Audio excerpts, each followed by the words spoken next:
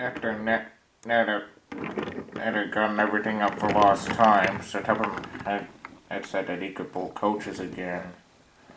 Ned was pleased, but he was still mad for what he had done recently.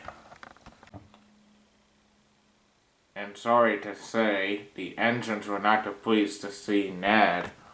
"Wow," said Emily one day, "if it isn't Ned,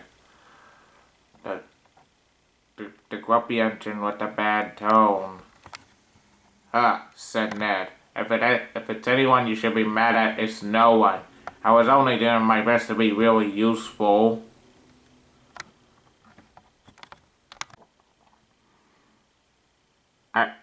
I wouldn't care if you did," said Emily. "You're a disgrace to every railway in the world."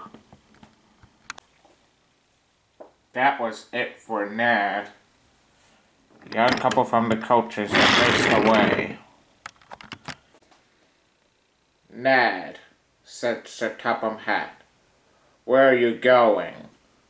But Ned was already gone. Then Sir Topham Hatt walked up to Emily. "Emily," said Sir Topham Hatt, "what did you say to Ned that made him leave Vicarstown?" "Well," said Emily, "he might have said that he was a disgrace to every railway in the world. Just because Ned didn't even change his tone doesn't mean you have to be mean to him." "Sorry, sir," said Emily. "Should I go after him?"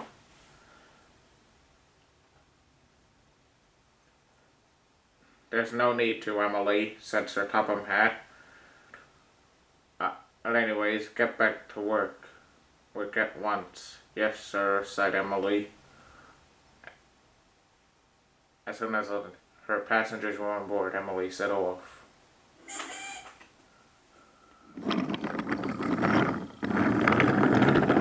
Soon Emily arrived at Tidmouth and told the engines the news.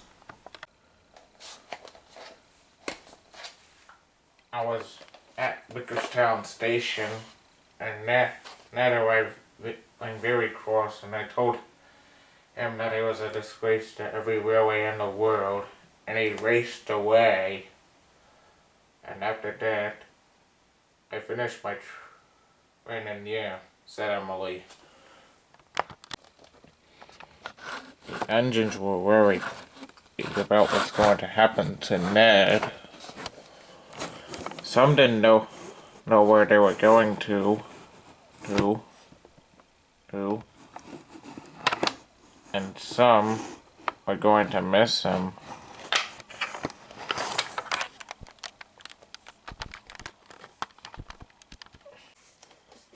"What if he fell into that cave where Stephen found the treasure chest?" said James.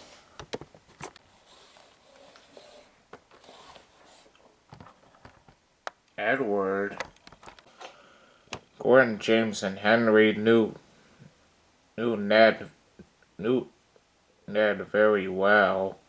Oh.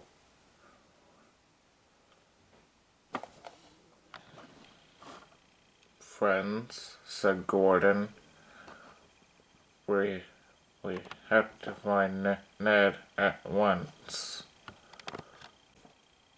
"But how?" said James. "We don't want to we don't want to tell them to know where we are." "Yeah," said Henry.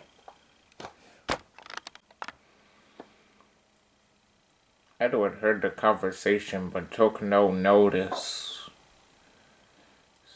He hoped if Ned was going to be alright eventually.